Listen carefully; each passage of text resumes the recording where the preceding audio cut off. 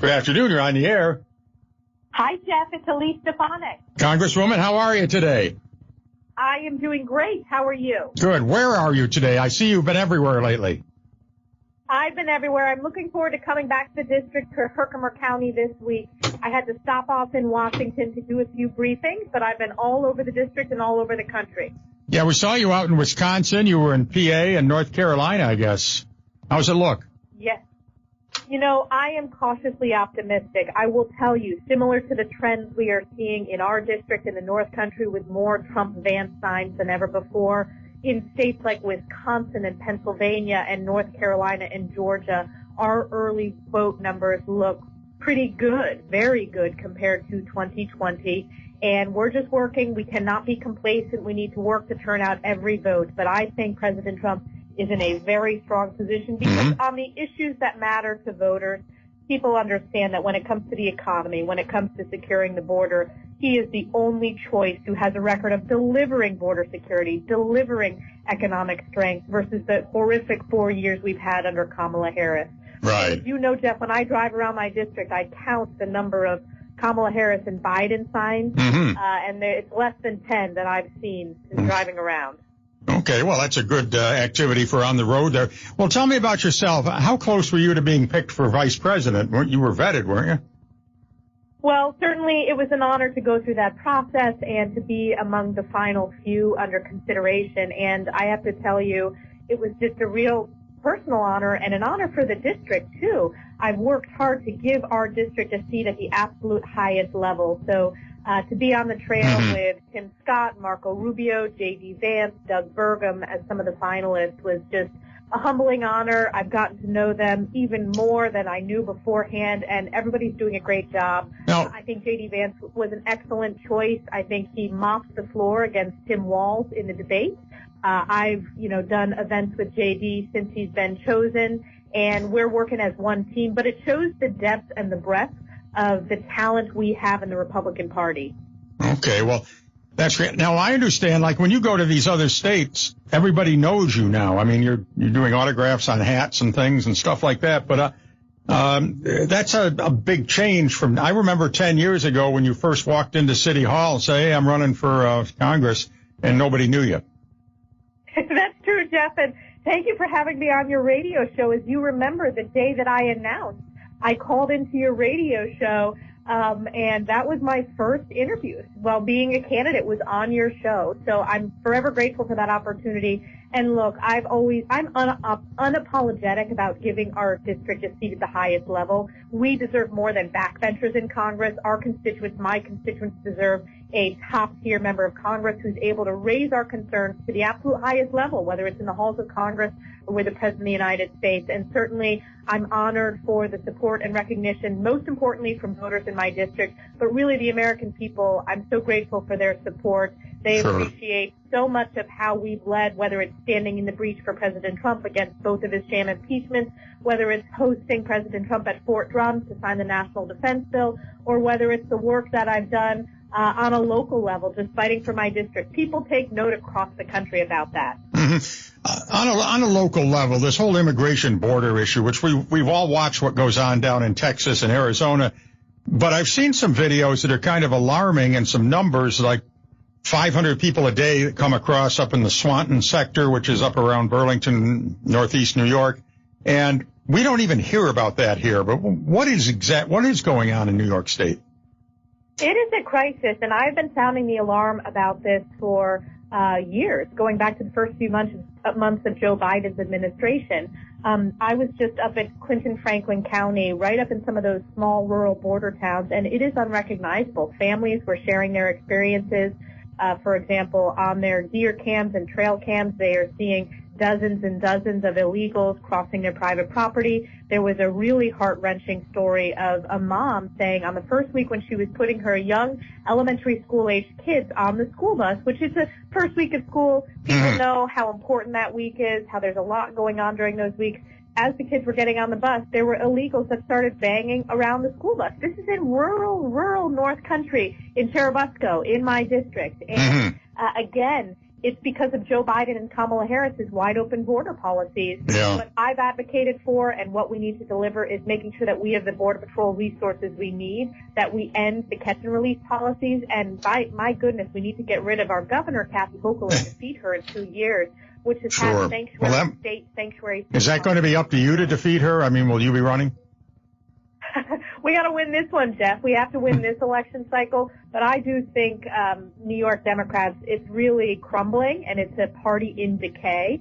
And we're going to see that play out in the congressional races this cycle, Jeff. You know, New York delivered the House majority with those 5 seats, and that is where the bulk of the spending is happening this cycle, are those 5 congressional seats, not mine, but the others, the Brandon Williams seat in Syracuse, some of the Hudson Valley seats in Long Island, and I think we win them all. And President Trump is going to do better than ever before in New York State. I'm excited he's coming to Madison Square Garden. But people will be looking at New York in preparation from 2 years from now for the governor's race. Well, and I do think it's important to note Kathy Hochul is so underwater. You know, I never thought I would see numbers lower than Andrew Cuomo. Kathy Hochul makes it possible. And President Trump has higher approval rating in the entire state of New York than the Democrat governor, Kathy Hochul. Well, getting back to these, the border issues, my understanding, these people fly into Montreal on tourist visas, and then they get somehow bussed over to the border. They walk across, and there are buses to pick them up here, and they take them down Route 87 to New York City.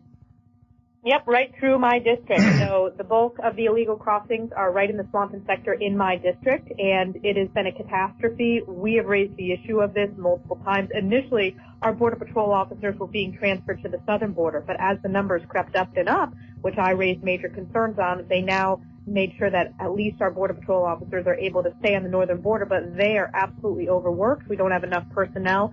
The bill that House Republicans passed, the Secure the Border Act, that will boost our numbers of Border Patrol, including on the northern border, so that's very important. And most importantly, it returns to the effective policies of President Trump, which on day one, he will issue those executive actions, and he will have a Congress that passes the Secure the Border Act with a Senate, with a Republican Senate. Yeah. What's the deal now on this missile defense system? The Secretary of Defense has thrown some shade on it at Fort Drum. What's the latest? Oh, it's a political attack.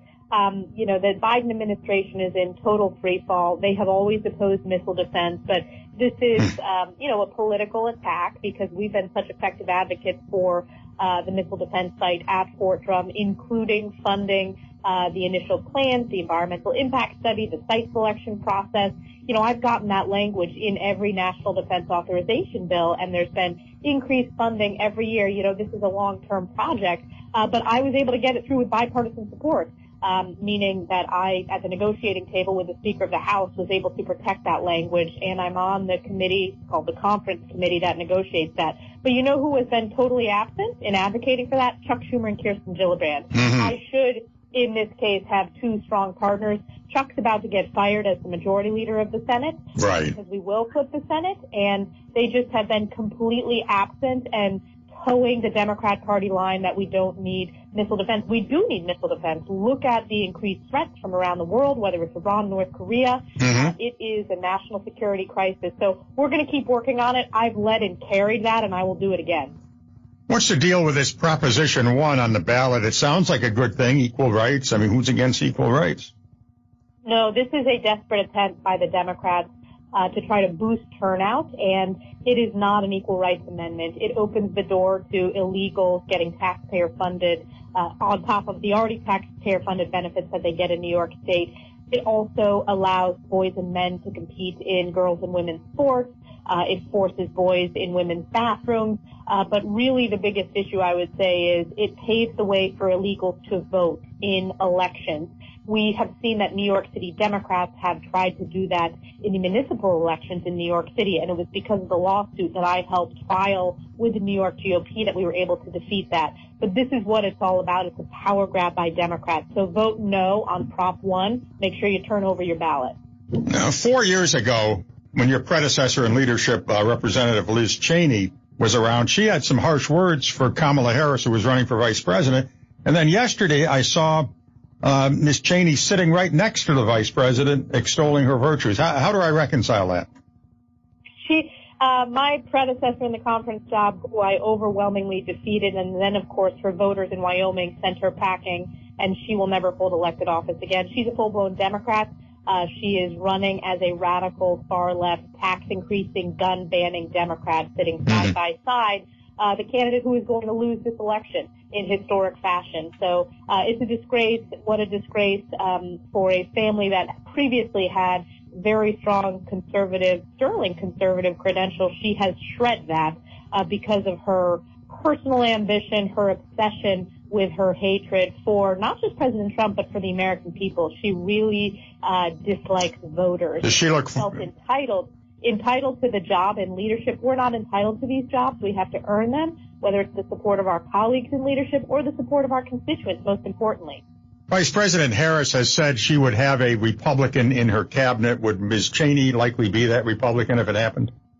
Or is that what she's saying? Republican. That individual actually says she's not a part of today's Republican Party. I don't know. I assume she's still registered as one. Well, the media calls her one, yeah. I don't know. We're not even going to get there, Jeff, because we are focusing to make sure President Trump wins. And based upon what I'm seeing in the district, in every swing seat, Kamala Harris is underperforming President Trump. That's including in the swing seats in New York. But you see the enthusiasm and momentum in these key swing states. Now, I've been trying to talk a lot on the air to promote early voting as a concept, but it really is alien to a lot of people up here. And I know it starts this Saturday. Will you be early voting in New York? Yes, I have early voted in person in previous elections. When we first had that ability in New York to do so, I voted early in person to promote that. Early voting starts October 26th and goes to November 3rd.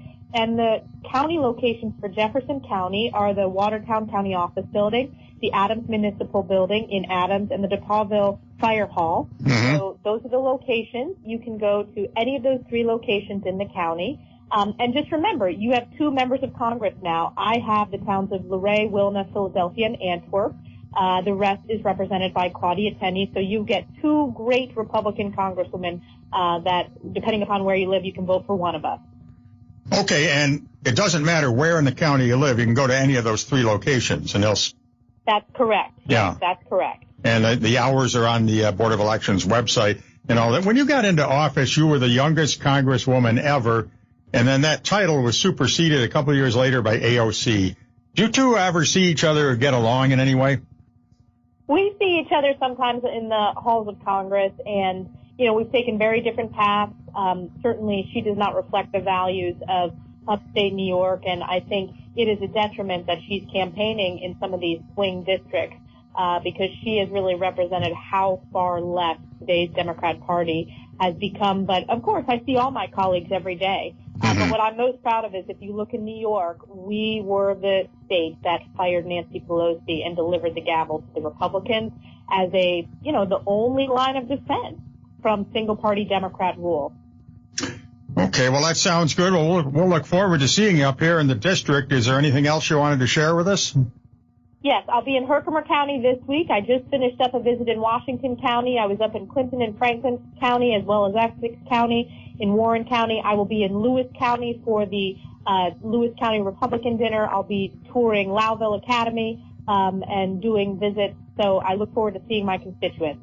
Okay, well, I'm sad that I was drawn out of your district by the redistrictors, but I can... Me too, Jeff. Me too. But I really appreciate this opportunity to go on the radio show and just what a long road. It's been 10 years, and I'm so grateful for you giving me an opportunity 10 years ago to go on the radio show when so few people gave me any coverage or would take our campaign seriously and look at the history we've made in the district. Okay, sounds great. Well, thank you again for your time. I know you're a busy person, and good luck next year in a couple of weeks. Okay, thanks, Jeff. And you sound great, by the way. I'm glad you're doing well. Well, thank you, ma'am. All right, bye now. Bye-bye. All right, Congresswoman Elise Stefanik there. I asked my questions, and that was it. I'll be roundly criticized, of course, in some circles for that, but I guess that's the only interview on Watertown Media. I don't know. Is that good or bad? You tell me. 755-1240 is our phone number, and we'll take time out for messages and be right back. AM 1240. All right, thanks again to the Congresswoman. There's some sound bites there for John. Oh, wait a minute. He doesn't do Emily does our news in the morning. Well, no, because they don't listen to me down there. So, that's too bad. Anyway, 755-1240 is the phone number if you'd like to give us a call. You know, it's interesting she brought up that Madison Square Garden thing because I should have asked her about that a little more because even in our local media, they're trying to draw comparisons between that rally and the American Bund movement of the late 30s. And it's just crazy, just crazy. Good afternoon. You're on the air. How you doing? Good. What's up? Oh, not much. Nice day out today. I was listening to the radio show and, good interview. Well, thank you. Yep. Good job. I like the best part I thought and what I took from her is, she's very polished, but she hasn't, forgotten about the polling side. She had those, excuse me. She had those right off the top. Mm-hmm. Polville and, you know, she knew right where those were, so you would think that she would be, you know, I thought that was pretty good. Well, yes, it is, and it's good to hear. And certainly, I remember when she burst on the scene. I think it was back in 2013. I first heard of her, and I was driving up to Malone for a meeting that day, and I heard it on the radio. I said, "Who the heck is that?" So I went home and Googled it, got a little bit of information, and then she came down. I remember her coming to City Hall and all by herself, walking down the hall, because we were all wondering, you know, more about her, wanted to know more about her. And it worked out very well. I think it was a crucial visit to the Pearl Street that really boosted her career. Yeah, she's come a long way. Oh, she has. She has. There was one other, I guess you can say, really good soundbite was when you had asked the question of the governor question. Mm-hmm. And I thought that was a very good question. Yeah, it would not surprise me. Good question to ask. Well, of course, she's not going to say she's running. It wouldn't surprise me if she was running in 20, whatever the next one is, 26. Something that I talked about with several other people too, and when her name pops up, I believe that New York is in need of a Republican governor. Well, and we haven't had one since Pataki. It's in need of something down in Albany. It's pretty bad down there. Yeah, but yeah, good interview. I did want to mention something locally, if that's okay. Sure.